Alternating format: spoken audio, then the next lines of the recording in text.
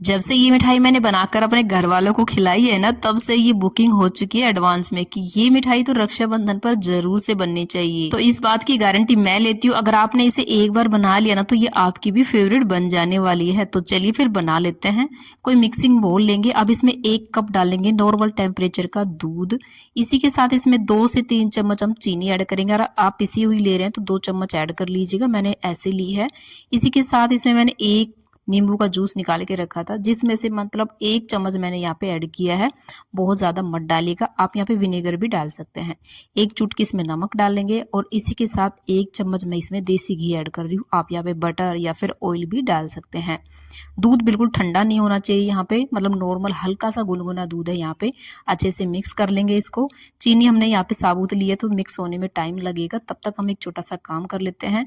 1 cup सूजी के अंदर 2 से 3 हरी इलायची डाल के बढ़िया से पीस लेंगे। सूजी थोड़ी सी फाइन भी हो जाएगी और ये इलायची भी पिस जाएगी। तो इलायची का छिलका मैंने हटा लिया था।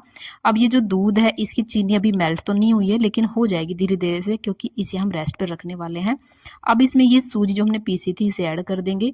तो ये जो आपको काले काले नजर आ रहे हैं बीज, ये है इलायची के।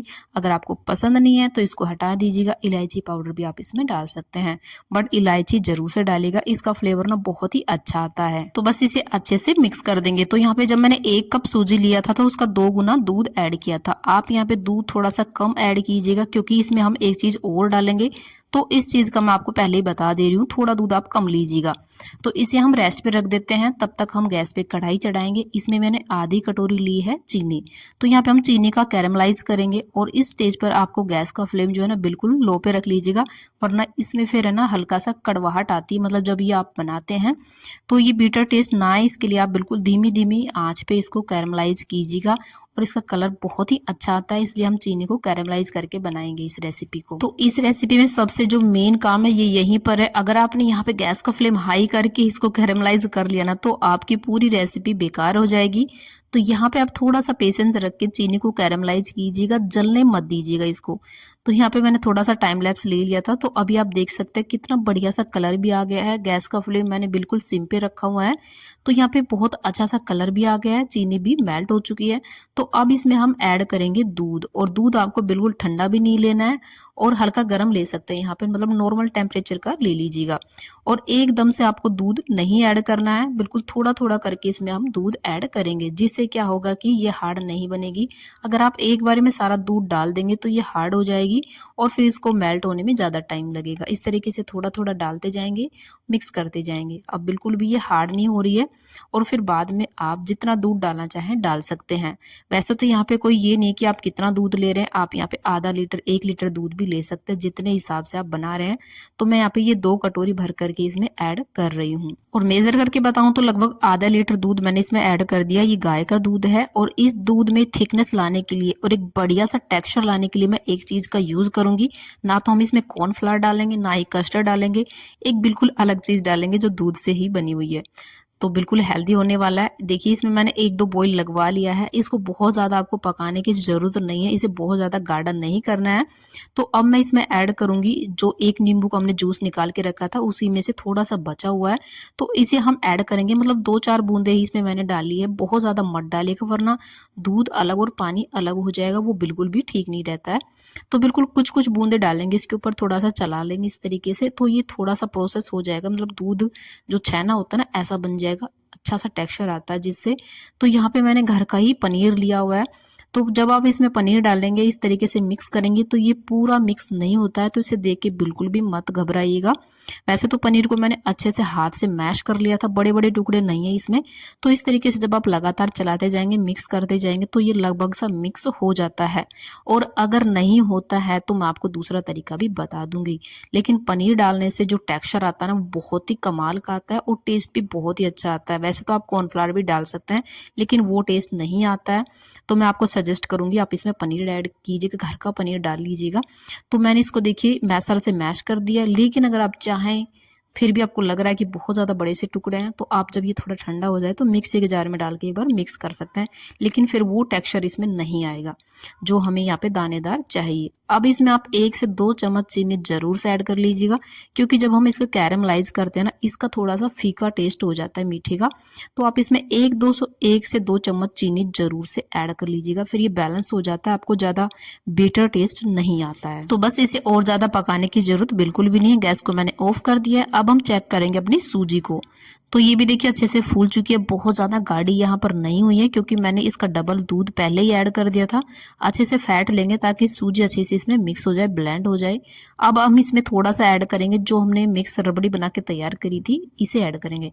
अगर आप पहले दूध थोड़ा कम डालते तो यहाँ पे हम थोड़ा और ज़्यादा ऐड कर सकते थे, जिससे इसका कलर, जैसा यहाँ पे हमारा दूध का कलर आया ना, वैसा ही कलर इसका भी आ सकता था। तो यहाँ पे मैंने पहले दूध ज़्यादा ऐड कर दिया था, तो थोड़ा कम डाला मैंने। अब इसमें हम डालेंगे 1/4 चम्मच बेकिंग सोडा, या फिर इनो भी आप इसमें डाल सकते थे, लेकिन आधा पाउच ही डालिएगा। बढ़िया से मिक्स कर लेंगे और कुछ इस तरीके का देखिए टेक्सचर बनके हमारा यहाँ पे सूजी का तैयार हो चुका है। ना ज़्यादा गाढ़ा है ना ही ज़्यादा पतला है, बिल्कुल परफेक्ट है ये। तो इसके लिए मैंने यहाँ पे कटोरियाँ ली है, आप कोई टीन ले सकता है, कोई भी बर्तन ले सकता है अपना घर का, जो भी आपके पास पड़ा हो। बस घी से ग्रीस कर लीजिएगा। अब यहाँ पे कढ़ाई में मैंने पानी डाल दिया, स्टैंड रख दिया, और रख देंगे हम तीनों कटोरियों को। तो ये जो बैटर था 3 कटोरियों में आया है, तो आप अपने हिसाब से इसकी क्वांटिटी बढ़ा सकते हैं, क्योंकि इतना ज़्यादा टेस्टी बनने वाला है ना कि बाद में कम ही पड़ जाएगा। तो 10 से 12 मिनट के लिए बिल्कुल हाई मीडियम टू फ्लेम पर रख के इसको हम पका लेंगे। आप चेक कर लीजिएगा कोई भी टूथपिक या फिर इस तरीके से फोक डाल के, जब ये साफ निकले, क्लीन निकले, तो समझ जाइएगा अच्छे से ये पक चुके हैं। जब ये हल्के ठंडे हो जाएं, तो मैंने इनको निकाल लिया था, हल्के ठंडे हो चुके हैं, बहुत ज़्यादा गर्म नहीं है और बिल्कुल ठंडा भी नहीं हुआ है। तो हल्के गर्म है, बस इनमें हम इस तरीके से ऊपर से छेद कर देंगे, ताकि जब हम वो रबड़ी अपनी डालें इसके अंदर, वो अंदर तक चली जाए। तो इस तरीके से फोक से आप इसमें होल कर दीजिएगा। तो मैं इसमें आपको 2 तरीके बताने वाली हूँ, जैसे कि आप कटोरियों में ही खा सकते हैं, मतलब कटोरी में बनाओ और कटोरियों में ही खाओ। तो यहाँ पे देखिए ऊपर से हमने जो दूध बनाया था वो डाल देंगे, और डालने के बाद आपको इसको छोड़ना जरूर से पड़ेगा, क्योंकि मैं तो आपको तुरंत के तुरंत ही दिखा रही हूँ। तो इसको आप सोक करके रख देंगे, बाद में खाएंगे तो बहुत ही ज़्यादा टेस्टी लगने वाला है। बट इस तरीके से भी आप कर सकते हैं। यहाँ पे देखिए मैंने निकाल लिया है एक पीस, और इसमें ना बहुत ही अच्छे से जालियाँ पड़ी हुई है। अगर आप होल नहीं करेंगे ना, तो भी अंदर तक जो हमारा दूध है उसे सोक कर ही लेगा। तो आप देख सकते हैं बहुत ही अच्छा सा स्पॉन्ज बन के तैयार हुआ है। तो इस तरीके से कोई बोल में या फिर इस टाइप की प्लेट में भी आप इनको डाल सकते हैं। ऊपर से भी मैंने इनमें होल कर दिए हैं अच्छे से, ताकि अंदर तक चला जाए। और ये जो हमने दूध बनाया, ये बहुत ज़्यादा आप गाढ़ा मत कीजिएगा, वैसे तो ये अंदर तक चला जाएगा। और ये बहुत ज़्यादा, देखिए पहले कुछ था और अभी बाद में थोड़ा सा थिक हो चुका है, लेकिन इतना परफेक्ट रहता है, मतलब अंदर तक ये चला जाएगा। और ये जो हमने कटोरी में डाल के रखा था, इसे भी मैंने इसी के अंदर निकाल लिया है। तो आप कटोरियों में भी सर्व कर सकते हैं, उसी में बना के फ्रिज में रख दीजिएगा। अगर आपको ठंडा ठंडा खाना है, अगर आपको गरम गरम खाना है, तो आप गरम ऊपर से दूध डाल के ऐसे भी सर्व कर सकते हैं, लेकिन ये ठंडा ही ज़्यादा टेस्टी लगता है। पूरे में अच्छे से डाल के इस तरीके से जब आप सोक कर लेंगे, तो ये अंदर चला जाएगा, और ये जो आपको दूध दिख रहा है ना, वो बिल्कुल भी दिखाई नहीं देगा। ऊपर से थोड़े से मैंने बादाम की कतरन ऐड कर दिया। आप चाहें तो अपने पसंद से ड्राई फ्रूट डाल सकते हैं, सिंपल भी इसे सर्व कर सकते हैं। लेकिन ये मिठाई जरूर से बनाइएगा, आप इसके फैन हो जाएंगे, क्योंकि ऐसी मिठाई आपको ना बाहर नहीं मिलने वाली है, जैसी आप घर में बना के तैयार कर सकते हैं, वो भी बिल्कुल सिंपल से तरीके से। सिर्फ और सिर्फ 2 चीज़ से बन के तैयार हुई है। तो मस्ट ट्राई रेसिपी है, जरूर से बनाइएगा। और वीडियो पसंद आई हो तो लाइक शेयर करके चैनल को जरूर से सब्सक्राइब कर लीजिएगा, और अपना प्यारा सा कमेंट जरूर से कीजिएगा। ये बेहद टेस्टी और आसान सी रेसिपी आपको कैसी लगी, कमेंट